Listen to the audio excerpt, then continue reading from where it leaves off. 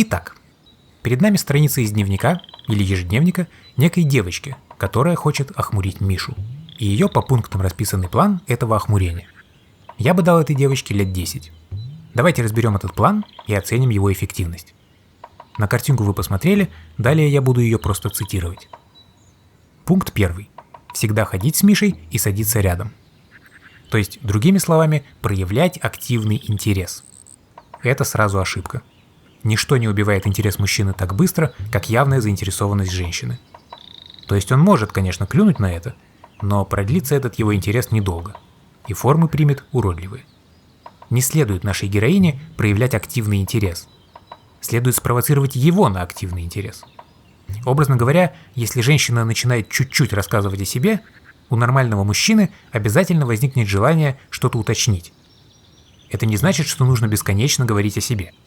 Это так же отталкивающе, как и постоянные расспросы. Нужно сохранять баланс. Но в целом мяч должен быть на стороне мужчины. Особенно в процессе охмурения. Надо дать мужчине возможность ухаживать за собой. Вот, это самый четкий способ его привлечь.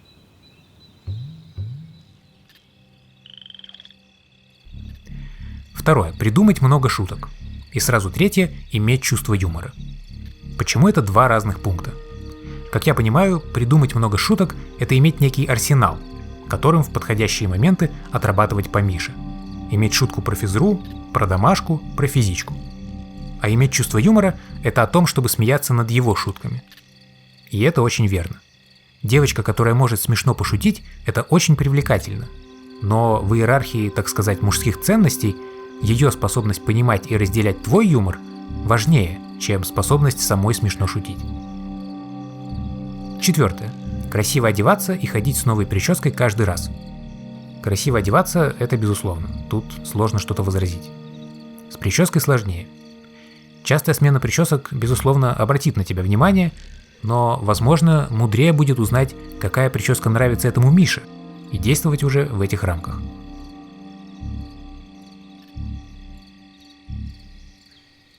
Пятое. Чистить зубы каждый вечер-утро и расчесывать волосы тоже день, утро, вечер. Это вот странный пункт. Не представляю, как младшекласснице может прийти в голову вопрос чистки зубов в контексте охмурения мальчика. Возможно, это мамины советы. Так или иначе, советы-то неплохие.